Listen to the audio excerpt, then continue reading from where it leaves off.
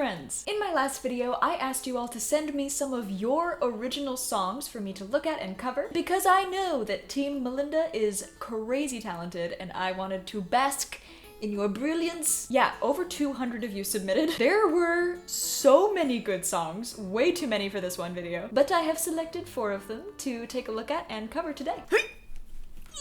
Hi, Editor Melinda here. We're gonna do this video in 2 parts, so 2 songs now and 2 songs later, because I rambled a lot and I wanted to do the songs justice. Okay, bye.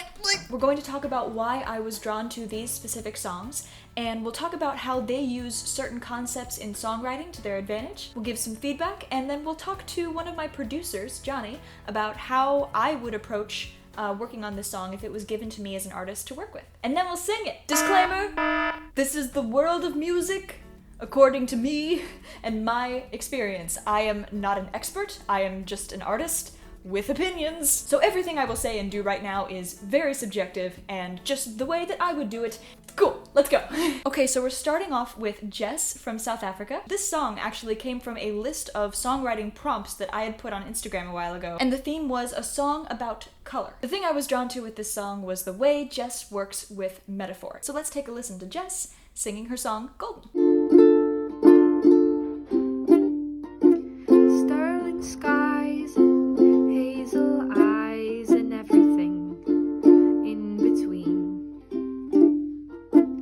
Violet haze, honey-colored days, a sepia tinted dream. Gorgeous. So this is an example of a great way to brainstorm images. Pick a theme, like color, and run.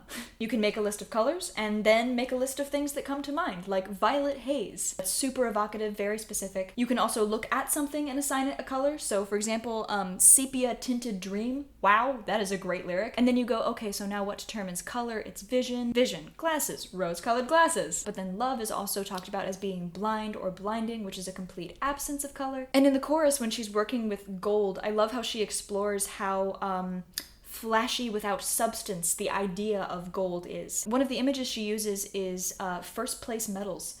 What a wild, beautiful comparison to make with a relationship. The idea that it's an accomplishment that happens and then what?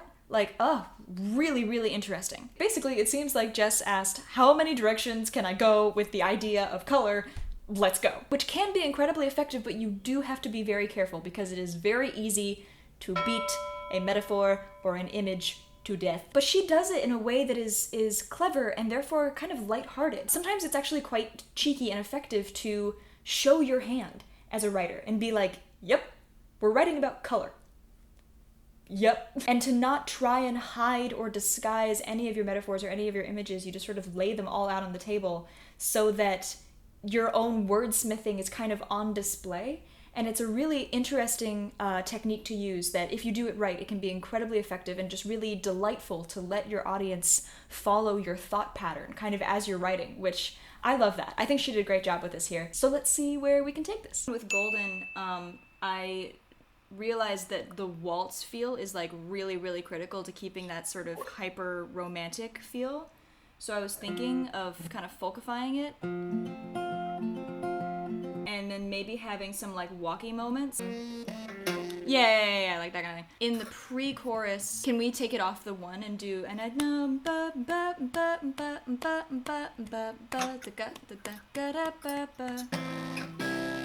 That's cool. Yeah.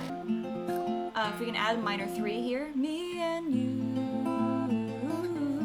so that we have a nice sort of depth in that moment. It would be really nice to give homage to like the really soft strummy thing that we can get on the sides and have the middle be very... Okay.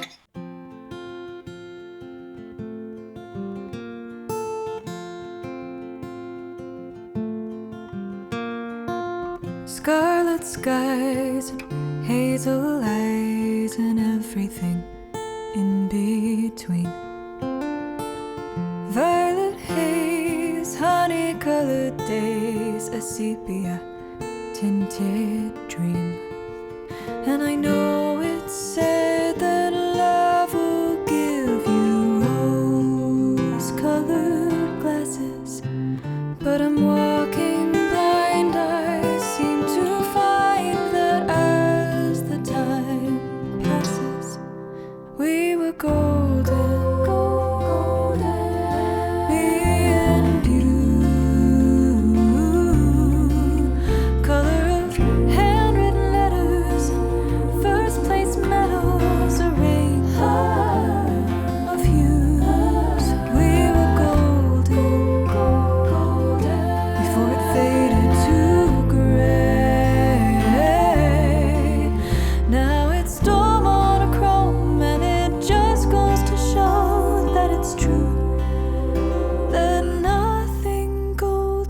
and stay.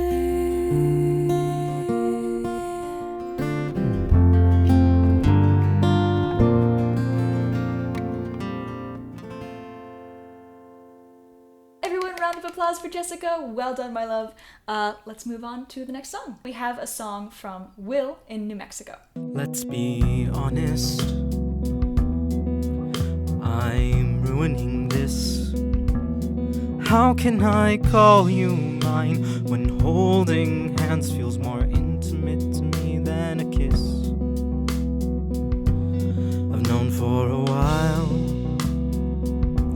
been out since I was 20. Yes, you're right to laugh, cause it's sad, but I don't find it that funny. Okay, so here's why I picked this song. This is the most important thing in songwriting. It is so honest. Yes, you're right to laugh, cause it's sad, but I don't find it that funny. Oh my god, we laugh at sad things all the time in life to try and give them a sense of absurdity, when sometimes that just ends up making us feel worse. And I just love how all of that is encapsulated in that line. They've got one moment of cleverness where they've used the word place at the end of one line and then also at the beginning of another line to kind of... It's a great moment because it really engages the brain. It makes the audience go, ooh, this is just a sort of clever moment in the face of what otherwise feels like a very sort of natural expression of emotion. It's a moment where they kind of show their writing hand, like Jess did. So I think it's really well placed, and it's good. Right now it sounds like really sort of musical theater, which is super dope, but I would love to walk that back and make it a little bit more singer-songwriting. I do really like the electric guitar. That's nice. So we like arpeggios. It's its own original thing right now. Yeah, it totally is. Yeah. Have you tried it in that key? No, we gotta move it elsewhere for sure. What's this key? I think, can we do it in A? Or I've known for a while. That sounds a little dopey. Interesting. You are so sensitive to key. I am very sensitive to key. I literally, like, it doesn't matter to me. Can we do it in A flat? Sorry. Yeah. I think I want to keep it mainly guitar. I don't really want to go super hard on this. If anything, maybe some either synth or like string-like situations.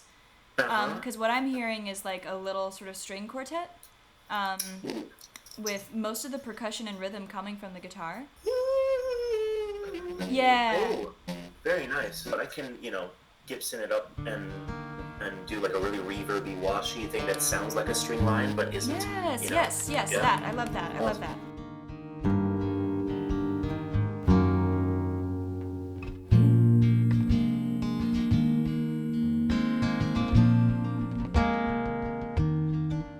Let's be honest, I'm ruining this. How can I call you mine when holding hands feels more intimate to me than a kiss? I've known for a while, been out since I was 20. Yes, you're right to laugh, cause it's sad, but I don't find it that funny.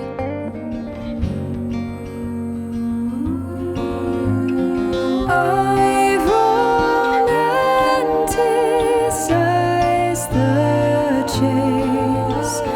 Now I'm stuck back here in second place. Your bets on what I'll ruin next. It's true, I've fallen for an idea that isn't quite you.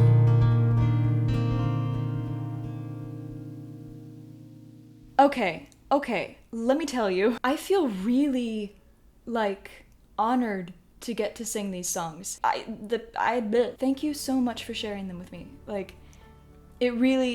truly do feel so lucky to share in your creativity and this amazing community. I'm really lucky. If you want to see episode 2, then be sure you are subscribed. I'll put that here when it comes out. If you want to hang out with me on Discord and talk about songwriting and, life, Patreon, right there. And be sure you check out my merch at shopmelinda.com. Follow me on all the social medias, and I will see you all next week. Bye. Mwah.